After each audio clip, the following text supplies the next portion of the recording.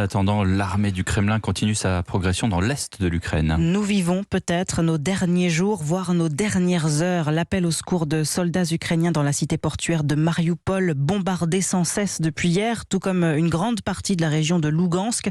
Guillaume Dominguez, c'est surtout la capitale du Donbass, Kramatorsk, que veulent atteindre les soldats de Poutine. Oui, l'étau se resserre autour de cette petite cité industrielle.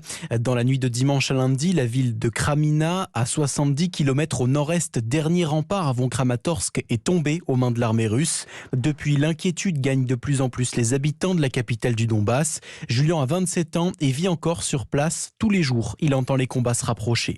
Il y a quelques jours, ils étaient à plus de 50 km de la ville. Hier, 40 km.